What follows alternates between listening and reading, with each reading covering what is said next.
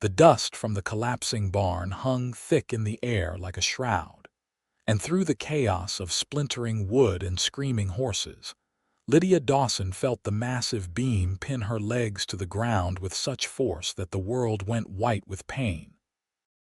It was June 1882 in Great Bend, Kansas, and she had been tending to her father's mare when the summer storm hit with unexpected fury, tearing through the old structure like it was made of paper rather than the sturdy timber that had stood for 15 years.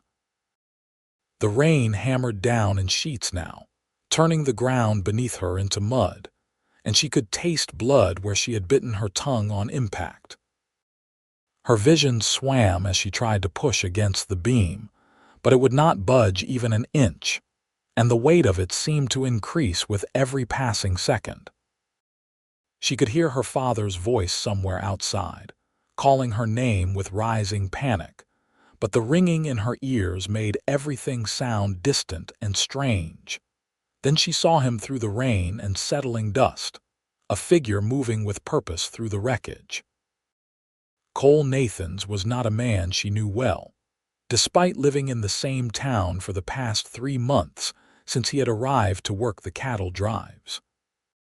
She had seen him at church, had noticed the way he removed his hat when speaking to the Reverend's wife, had observed from a distance how he handled horses with a gentleness that seemed at odds with his considerable size.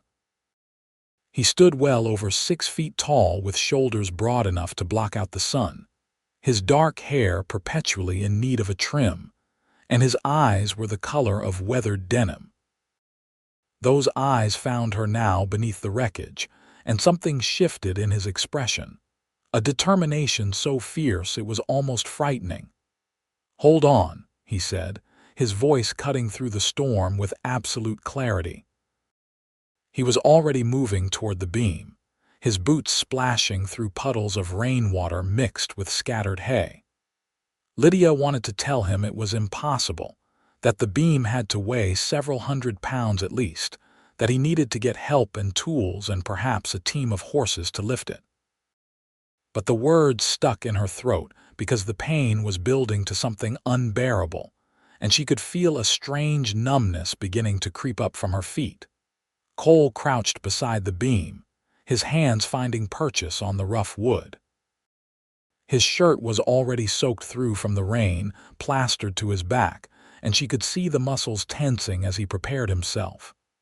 "When I lift this, you pull yourself out. Do not hesitate." "You cannot possibly," she began, but he was already lifting. The sound that came from him was something between a roar and a grunt of pure effort. His face went red with the strain, the veins standing out in his neck and forearms. His jaw clenched so tight she thought his teeth might crack. The beam rose an inch, then another, then enough that she could feel the pressure easing on her legs. She did not waste the moment. Ignoring the white-hot agony that shot through her limbs, she dragged herself backward through the mud, her hands scrabbling for purchase on the slick ground. The moment she was clear, Cole released the beam and it crashed back down with a thunderous impact that shook the earth. He was beside her in an instant, his breathing labored, his hands hovering over her as if uncertain where to touch. "Are you hurt? Can you move your legs?" Lydia tried to move her feet and gasped at the pain, but they responded. "I think so. Nothing broken, I think." She looked up at him, rain streaming down both their faces, and felt something shift inside her chest. "You just lifted that beam. You lifted it with your bare hands."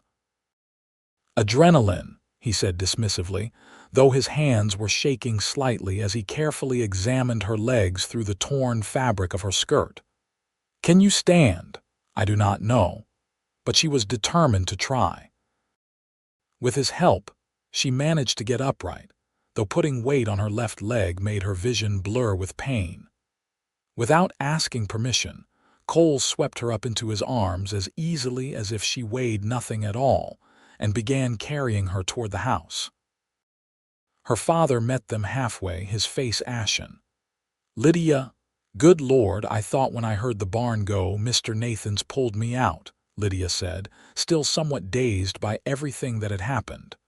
Papa, he lifted the beam. Her father, Thomas Dawson, was a practical man who had lived through the Civil War and the building of the railroad and the establishment of Kansas as a state. He did not question the impossible when it was presented as fact. Then, I owe you a debt I can never repay, Mr. Nathans.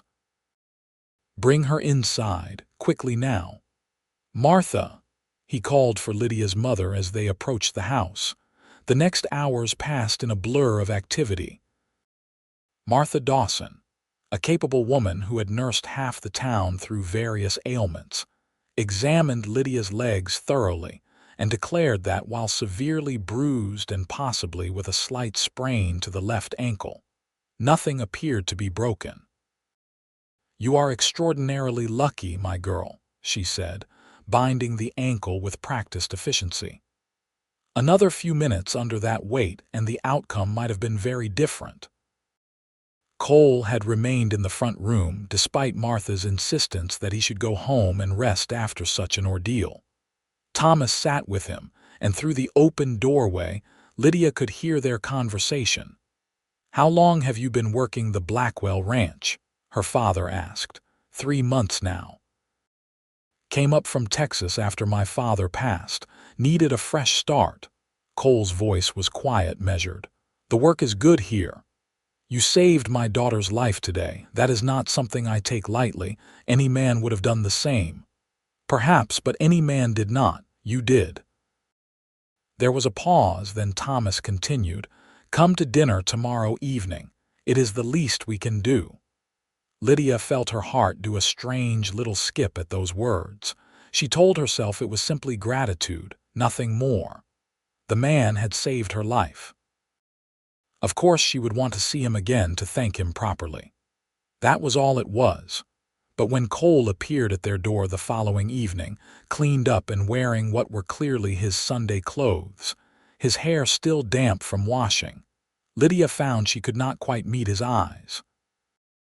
She had dressed with unusual care, despite her mother's raised eyebrow, choosing her blue cotton dress that brought out the color of her eyes, spending extra time with her hair despite the difficulty of managing her blonde curls in the summer humidity. Dinner was a surprisingly comfortable affair.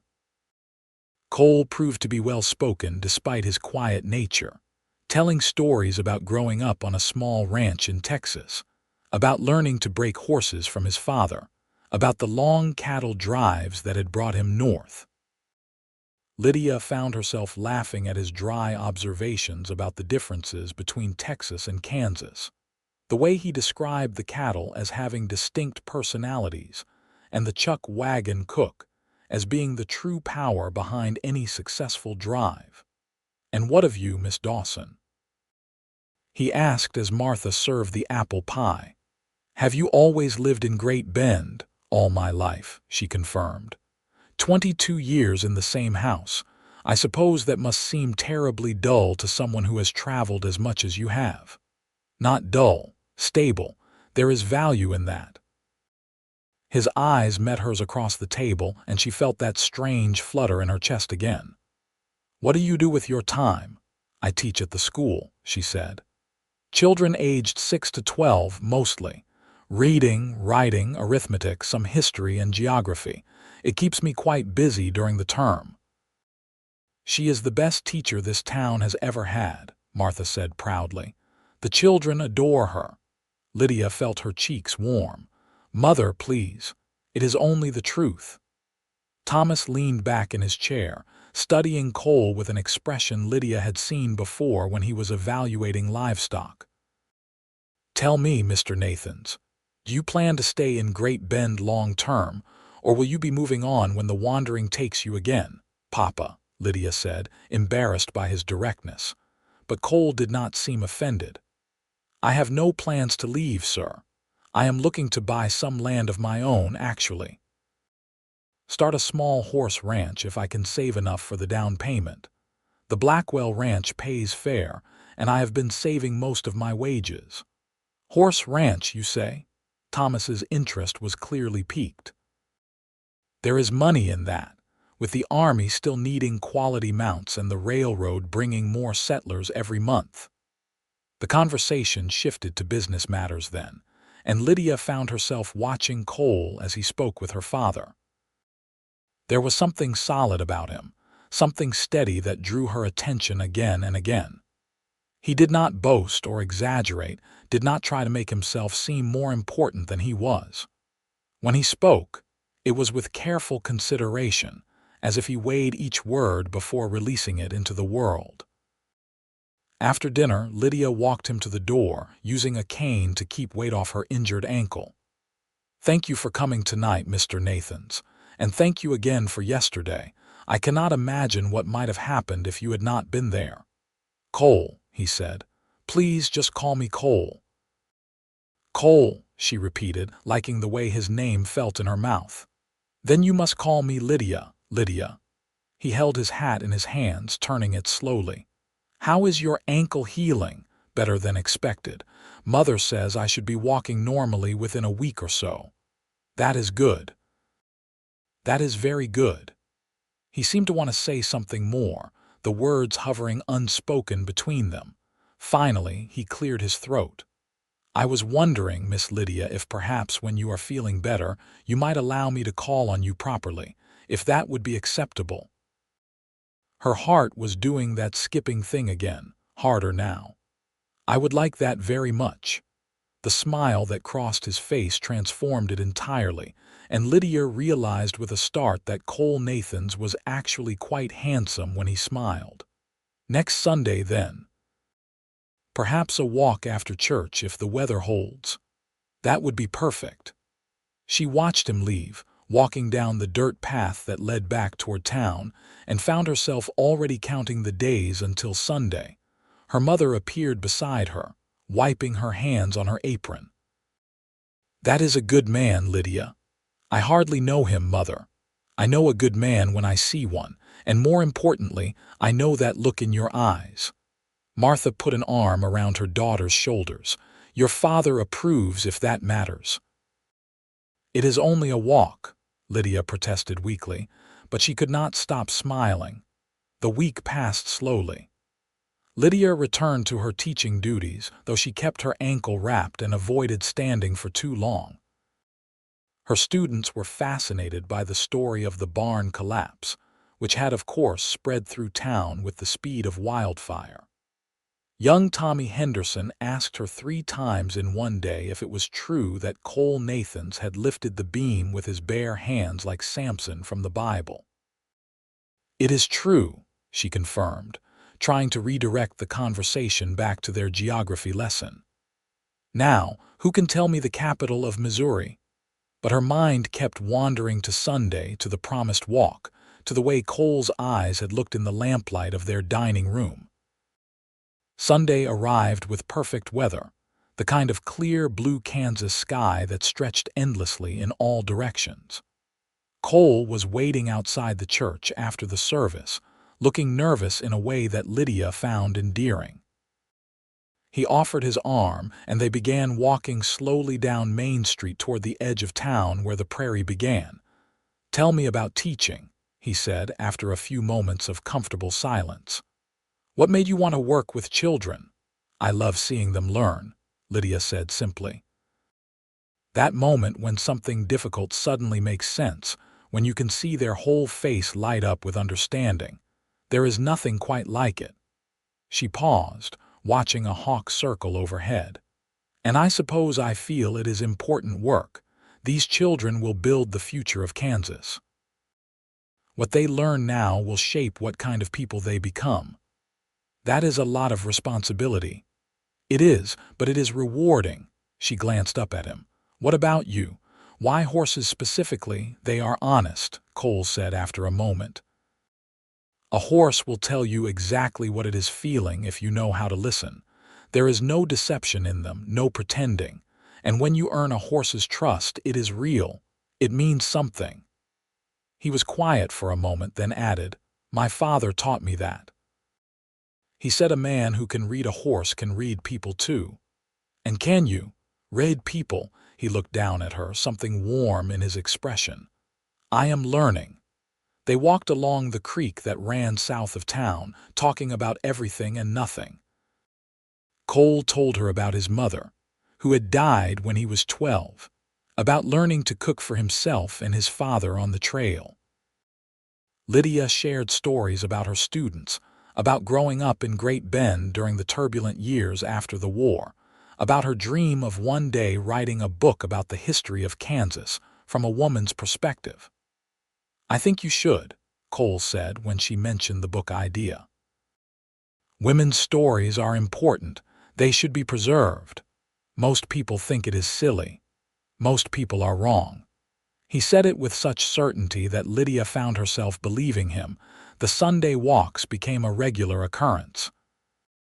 Then came dinners at the Dawson house, and an invitation for Lydia and her parents to visit the Blackwell Ranch, where Cole lived in the bunkhouse with the other ranch hands. Lydia watched him work with the horses, saw the patience and skill he brought to every interaction, the way even the most skittish animals calmed under his hands. August turned to September, and the air began to carry the first hints of autumn coolness. School resumed, and Lydia threw herself into the new term with her usual enthusiasm. But now her days had a new rhythm, built around the moments when she would see Cole. A quick wave across the street when he came into town for supplies. A stolen hour after school when he would meet her and walk her home. Longer stretches on Sundays when they would pack a lunch and ride out into the prairie on borrowed horses, Lydia having finally convinced him that her ankle was completely healed and she was perfectly capable of riding. It was on one of these Sunday rides, in late September when the prairie grass had turned golden and the sky seemed impossibly vast, that everything changed between them. They had stopped to rest the horses beside a small stand of cottonwood trees that marked an old stream bed. Lydia was trying to describe the plot of a novel she had been reading, but she kept losing her train of thought because Cole was watching her with an expression she had never quite seen before. "What?" she finally asked, self-conscious. "Do I have something on my face?" "No." He was quiet for a moment, then said, "Lydia, I need to tell you something." Her heart began to race. "All right."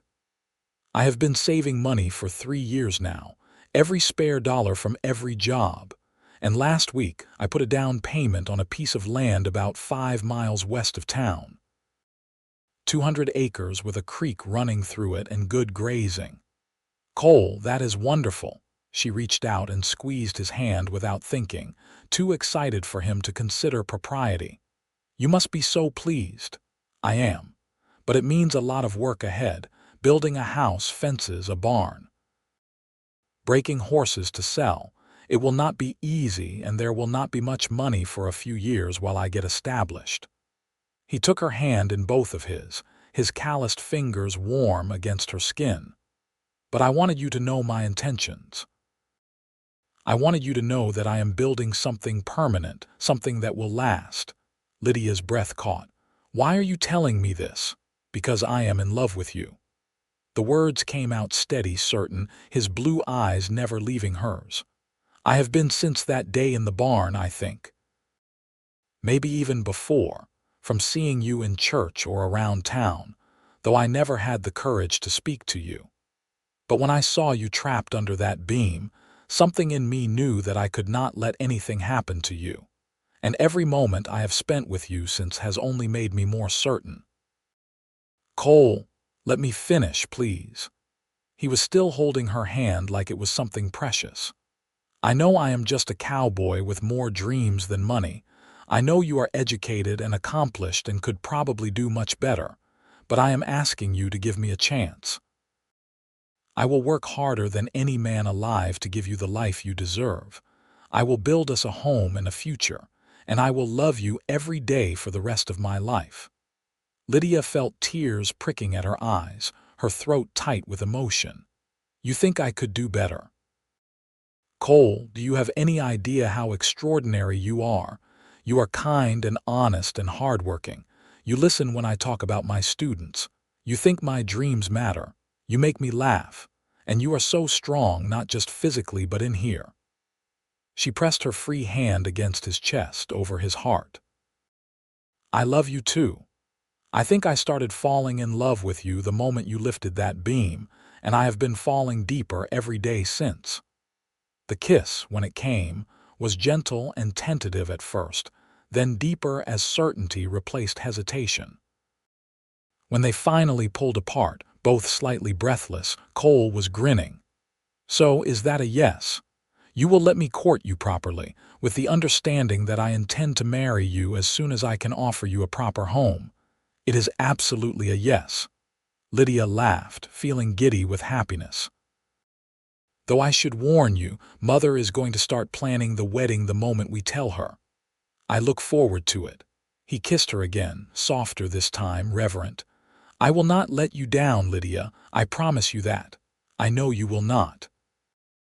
They rode back to town as the sun began to set, painting the prairie in shades of gold and orange and deep purple. Lydia's hand was clasped in Cole's, and she felt as if her heart might burst from the joy of it all. Thomas and Martha took the news exactly as expected. Thomas shook Cole's hand with great solemnity and welcomed him to the family. Martha cried happy tears and immediately began discussing wedding plans, despite Lydia's protests that they had not even officially announced an engagement yet. "These things take time to plan properly," Martha insisted. "And I assume you will want to wait until the house is built." "That is what I was thinking, yes, madam," Cole confirmed. "I am hoping to have the basic structure up before winter, then spend the cold months finishing the interior. We could marry in the spring if that suits Lydia." "Spring would be perfect," Lydia agreed, her hand finding Cole's under the table. The months that followed were among the busiest and happiest of Lydia's life. She continued teaching during the week, but every spare moment was spent either with Cole or preparing for their future together. She learned to sew in earnest from her mother, creating curtains and quilts and linens for the house that was slowly taking shape on Cole's land. On Saturdays, she would ride out with her father to see the progress, watching in amazement as walls rose and a roof took form. Cole worked like a man possessed, putting in full days at the Blackwell Ranch and then spending his evenings and Sundays building. Other men from town came to help, drawn by respect for Cole's work ethic and affection for the Dawson family. Thomas brought his tools and his carpentry skills. The blacksmith helped with the ironwork. Even some of Lydia's students' fathers pitched in, knowing their children adored Miss Dawson and wanting to see her happy. By December, the house stood complete, a simple but sturdy two-story structure with a wide porch and windows that looked out over the prairie. It was not large or fancy, but it was well built and tight against the weather, and Lydia loved it on sight. "It is perfect," she breathed, walking through the empty rooms and imagining how they would fill them. "Cole, you have done such beautiful work." "We still need furniture, and the barn is barely started, and I need to build proper fences before I can really start the horse operation," he said, but she could hear the pride in his voice. "But it is a beginning. It is more than a beginning. It is a home." Winter settled over Kansas with its usual bitter determination, but Lydia barely noticed the cold. She was too busy with school and wedding preparations, and the 100 small tasks that came with preparing to start a new life. Cole continued working at the Blackwell Ranch, saving every penny toward buying his first breeding horses in the spring. They saw each other when they could, stolen hours that seemed all the more precious for their rarity. Cole would come to Sunday dinners, and afterward they would sit in the Dawson parlor, Lydia reading aloud or telling him about her students while he carved small wooden figures for the children. He made a horse for Tommy Henderson, a bird for little Sarah Mitchell who loved to watch the hawks, a cat for Emma Rogers who was always bringing strays home. "You are good with your hands," Lydia observed one evening in February, watching him put the finishing touches on a small wooden dog. "These are lovely. My father taught me, said a man should always have something to do with his hands in the evening, keeps the mind settled." He held up the carving, examining it critically. "This one is for your new student, the Johansson boy. Your mother mentioned he was having trouble settling in, being new to town and all. Thought it might help." Lydia felt her heart swell with love for this man who paid attention to such details, who cared about the welfare of children he had never met simply because she cared about them. "You are going to make a wonderful father someday." Cole's hand stilled, and when he looked at her, there was such tenderness in his expression that it took her breath away. "I hope so. I hope I can be half the man my father was. You already are." They set the wedding date for April 15th, as soon as the spring rains would likely taper off. Martha threw herself into preparations with military precision, coordinating with the other women of the church to plan everything from the ceremony to the reception to the food. Lydia found herself swept along in the tide of it all, making decisions about flowers and music and her dress, a beautiful cream-colored silk that Martha had ordered special from Kansas City. As winter gave way to spring, Cole began his horse operation in earnest. He bought 3 mares and a stallion from a breeder in Dodge City, quality animals with good bloodlines, and began the patient work of training and breeding. Lydia would ride out on Saturday afternoons to watch him work, marveling at his skill and patience, the way he could calm a nervous horse with just his voice and his steady presence. "You have a gift," she told him one warm March afternoon, as he worked with a particularly skittish mare. "I have never seen anyone handle horses the way you do." "It is just listening," he said, but he looked pleased by the compliment. "Every horse has a story, usually about why they are afraid. You just have to figure out what that story is and show them they are safe now." "Is that your philosophy for people too?" He grinned at her over the mare's back. "Maybe. Is it working?" "It worked on me." The weeks before the wedding seemed to fly by in a blur of activity. Lydia finished the school term with a mixture of sadness and excitement, knowing that after the wedding she would be living too far from town to make the daily journey practical. The school board had already hired her replacement, a young woman fresh from a teaching college in Topeka. Lydia spent her final week making sure the transition would be smooth, introducing Miss Hartley to each student and their particular needs and quirks.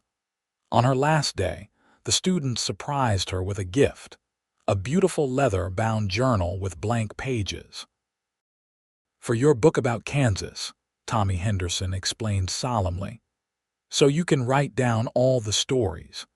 Lydia had to excuse herself for a moment to compose herself, overwhelmed by the thoughtfulness of these children she had come to love. The night before the wedding, lying in her childhood bed for the last time, Lydia found herself thinking about everything that had happened since that terrible day in June when the barn had collapsed. How could she have known, trapped and in pain beneath that beam, that she was experiencing the worst moment of her life? That her rescue would lead to everything she had ever wanted without knowing she wanted it? She thought about Cole lifting that beam through sheer force of will, refusing to accept that it was impossible. She thought about the way he had carried her to safety, about his steady presence through all the months since, about the home he had built for them with his own 2 hands and the help of their community. She thought about the future stretching before them, full of possibility and promise. When she finally slept, she dreamed of prairie grass and endless sky and blue eyes that looked at her like she was the most important thing in the world. The wedding day dawned bright and clear, the kind of perfect April morning that made everything seem possible. The ceremony took place in the small church, where Lydia had attended services all her life, with what seemed like the entire population of Great Bend crammed into the pews. Cole stood at the altar in a new suit, his hair neatly trimmed, looking both terrified and overjoyed as Lydia walked down the aisle on her father's arm. When the Reverend asked if anyone objected to the union, there was only supportive silence. When he pronounced them husband and wife, Cole kissed her with such gentle devotion that several women in the congregation openly wept. The reception was held at the Dawson house, with tables set up in the yard and enough food to feed twice as many people as were present. There was dancing and music and toasts, and Lydia laughed until her sides hurt and danced until her feet were sore. But the best moment came when the sun was setting and Cole pulled her away from the crowd for a moment alone. "Happy?" he asked, his arms around her waist as they swayed to music only they could hear. "Happier than I knew it was possible to be," she said honestly. "How did I get so lucky? I think I am the lucky one." He kissed her forehead. "Are you ready to go home, Mrs. Nathans, Mrs. Nathans?" The name sent a thrill through her. "Yes, let us go home." They left amid a shower of rice and good wishes, riding together on Cole's horse toward their new home in the fading light. The house welcomed them with the warm glow of lamplight, Thomas having gone ahead to make sure everything was ready.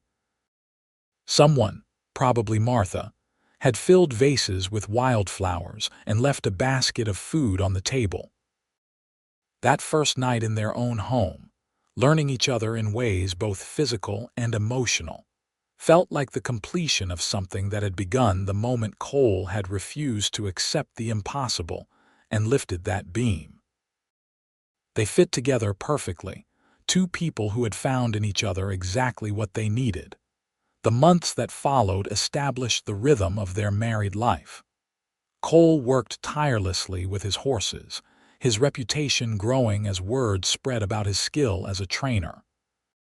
Buyers began coming from as far away as Wichita and Abilene, willing to pay premium prices for horses trained by Cole Nathans.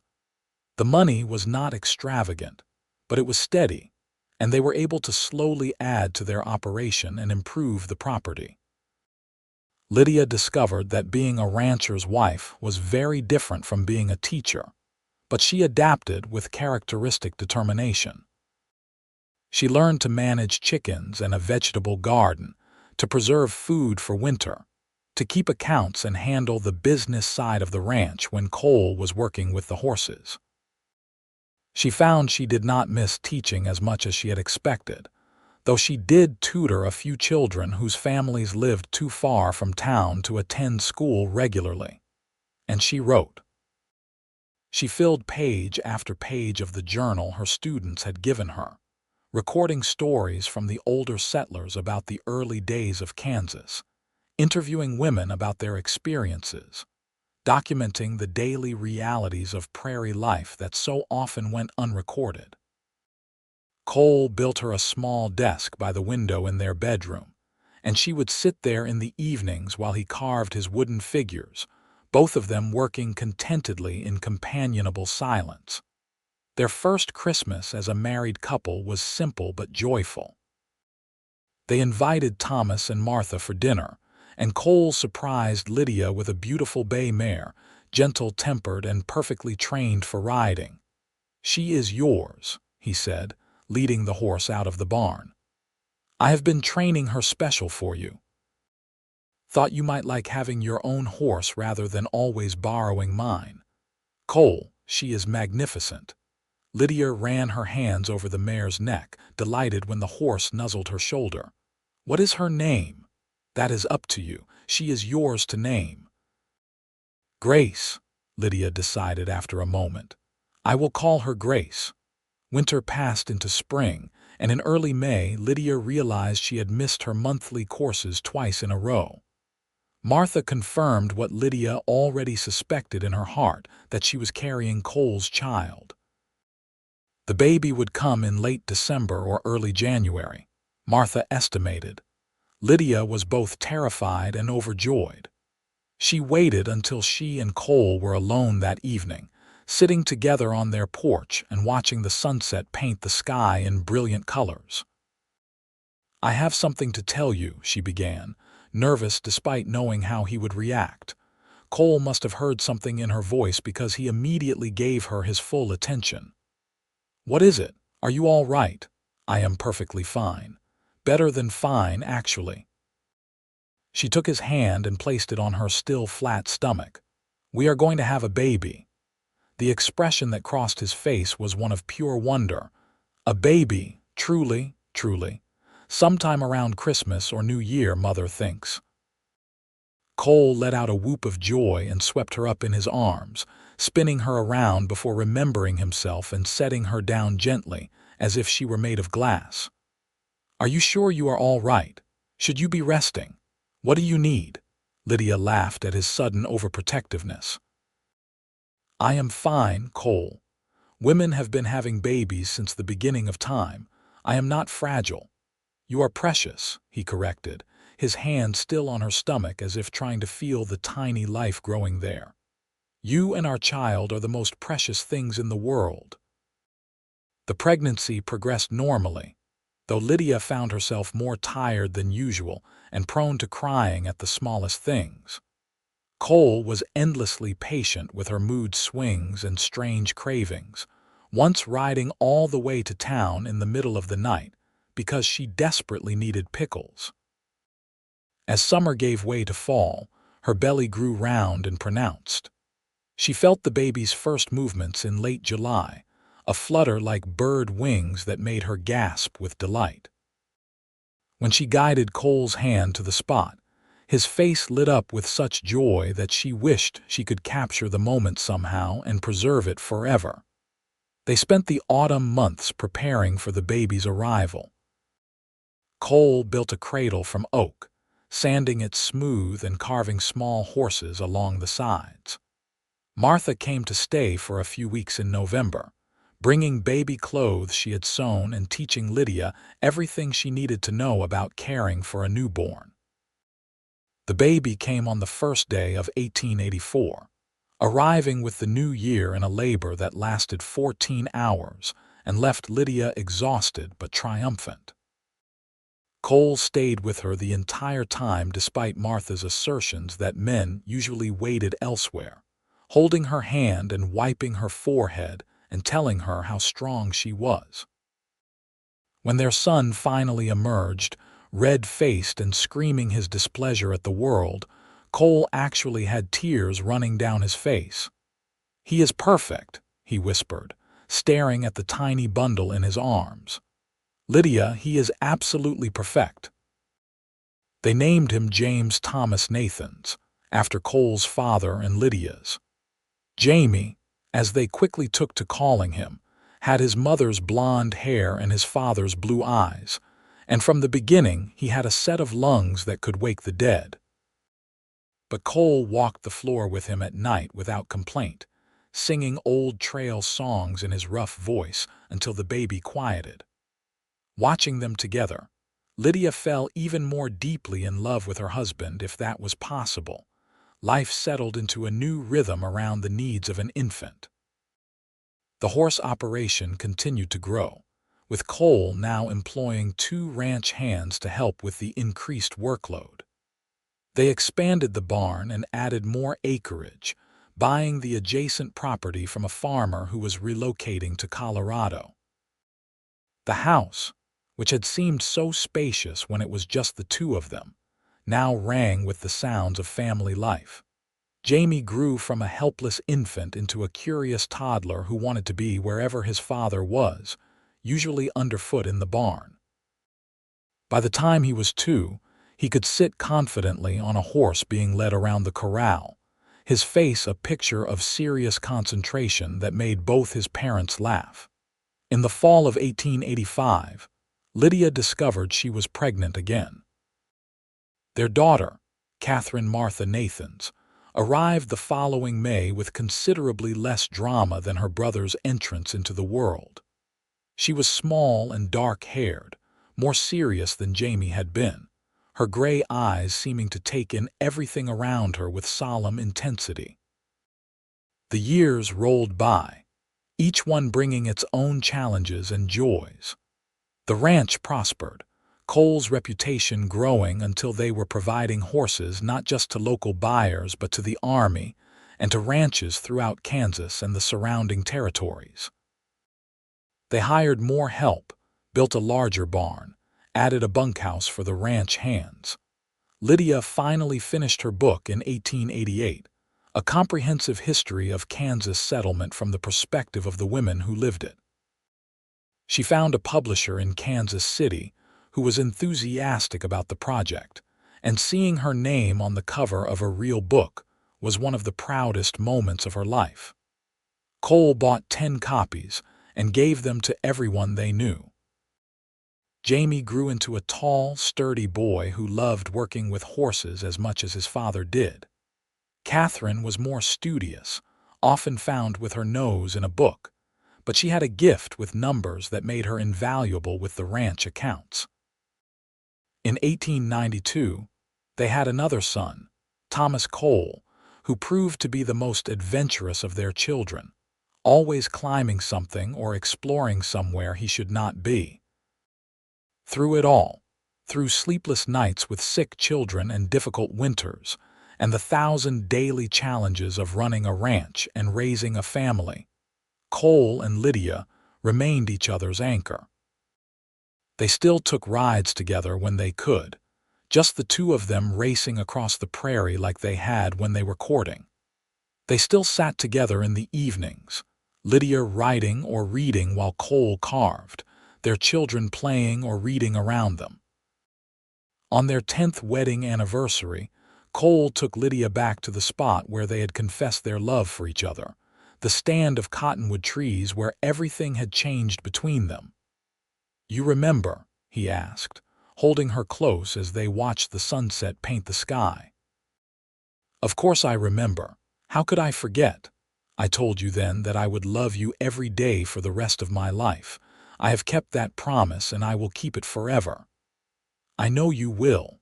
She turned in his arms to face him. "You have given me everything I never knew I wanted, Cole. A home, a family, a partnership. You saw me, really saw me from the very beginning. You are easy to see, Lydia Nathans. You shine." In 1895, Thomas Dawson passed away peacefully in his sleep, and Martha came to live with them at the ranch. She proved invaluable, helping with the children and the house and bringing her steady, capable presence to their daily life. The children adored their grandmother, and she clearly delighted in being so involved with their upbringing. Jamie, at 11, was already showing signs of becoming as skilled with horses as his father. Catherine, at 9, announced her intention to become a teacher like her mother had been. Thomas, at 3, was equal parts terror and charm, keeping everyone on their toes. The ranch continued to thrive, becoming one of the most successful operations in the region.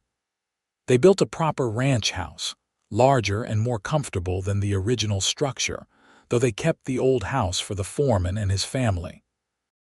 Cole's dream of a horse ranch had exceeded even his most optimistic projections, and their future seemed secure. In the summer of 1896, Lydia realized with some surprise that she was pregnant once more at 36. Their youngest, a girl they named Grace Martha after both her horse and her grandmother, arrived that winter, completing their family. She had her father's dark hair and her mother's green eyes, and from the moment she could smile, she had everyone wrapped around her tiny finger. As the century drew to a close, Cole and Lydia often found themselves reflecting on the journey that had brought them here. What had begun with a disaster, a collapsing barn and the desperate strength born of refusing to accept loss, had grown into a life richer than either of them could have imagined. "You ever think about that day?" Lydia asked one evening as they sat on their porch, watching their children play in the yard while Martha supervised. "The barn collapsing." "Sometimes," Cole admitted.